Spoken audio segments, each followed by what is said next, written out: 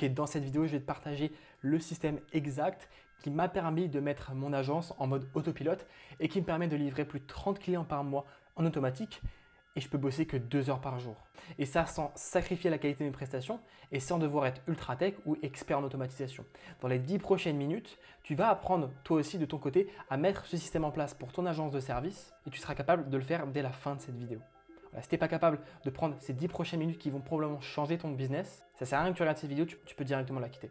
On va d'abord parler de l'agency owner sur le chantier. Tu es un agency owner sur le chantier si actuellement tu réponds encore à chaque message client toi-même, tu fais tous les projets d'avancement sur le projet en direct et si tu relis et corriges tous les livrables manuellement. Et si tu assignes toi-même chaque tâche au prestataire, gère les allers-retours avec les prestataires, rédige, envoie chaque devis, facture à la main, onboard chaque nouveau client en one-to-one, onboard aussi en one-to-one chaque nouveau prestataire, donc chaque nouveau membre de ton équipe. Et si tu relances tes clients pour chaque feedback, t'occupes de la planification, etc. Bref, si tu fais tout ça, tu n'es pas un CEO, tu es juste un freelance déguisé.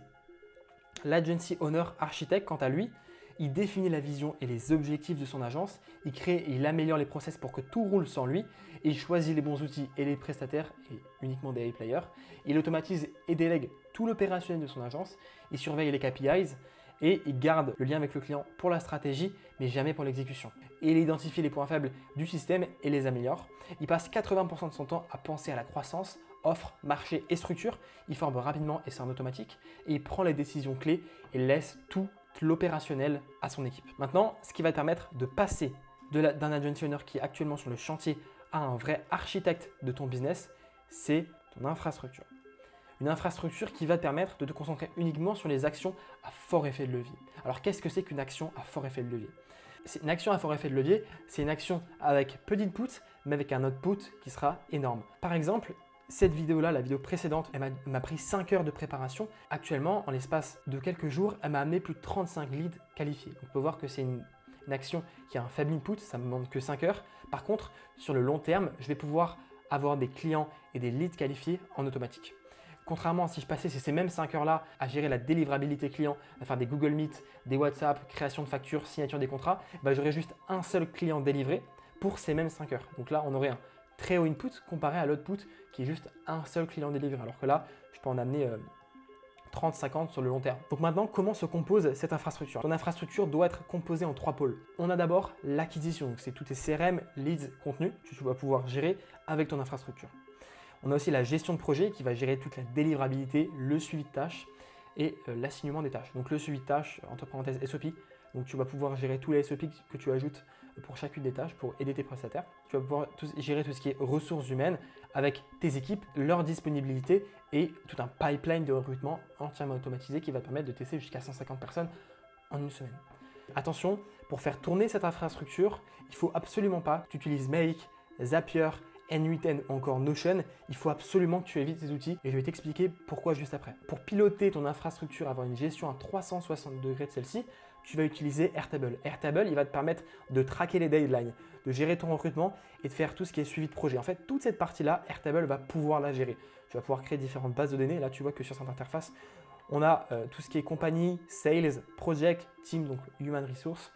Et tu vas pouvoir aussi gérer le recrutement, l'onboarding et le staffing de tes nouveaux employés. Et tu vas pouvoir gérer tout le projet avec les deadlines, la disponibilité des équipes, l'assignement des tâches, etc. Donc tout ça se fait sur Airtable qui va nous permettre de gérer, de piloter ton agence. Voilà, maintenant je vais te parler des 4 outils qu'il faut absolument éviter si tu veux scaler ton agence et créer une bonne infrastructure sur le long terme. Il faut que tu évites absolument Make, Zapier, N8N et Notion. Alors pourquoi tu dois éviter Make, Zapier et N8N? Parce que à la fin, en utilisant ces outils, tu vas finir avec un millefeuille d'automatisation incompréhensible. Et un seul bug ou un abonnement coupé et tout ton réseau d'automatisation va s'effondrer. Tu vas utiliser trop d'API, trop d'interconnexions et en fait, c'est juste une bombe à retardement. C'est impossible de garder la main si tu veux déléguer ou scaler proprement et il y a une maintenance permanente et dépendance à des outils externes. Notion, c'est pas une vraie base de données, c'est un outil de prise de notes organisé. C'est trop flexible, il n'y a aucune réelle rigidité et tu n'as jamais 2 fois la même structure. Impossible d'automatiser sérieusement ou d'imposer des process solides, impossible de définir des rôles et des droits à chacun de tes employés pour les enfermer dans un système rigide dans lequel ils ne peuvent pas modifier la base de données. Tu te perds dans la flexibilité du logiciel, customisation, etc. Tu vas vite vouloir trop customiser et tu vas juste perdre ton temps. À la place, nous, on utilise Airtable Automation. Airtable Automation, c'est les automatisations intégrées dans Airtable. Alors pourquoi? Parce qu'avec Airtable, il n'y a pas d'API externe. On est en lien direct avec ta base de données et tout est internalisé. On a une fiabilité maximale, ce n'est pas une usine à gaz, il n'y a pas de chaîne fragile ou d'outils qui cassent au moindre bug. Tes automatisations, elles sont limitées à l'essentiel. Chaque automatisation, elle est indépendante. Donc si l'une de ces automatisations crash, ça peut arriver, même si c'est très rare, tout le reste va continuer de fonctionner.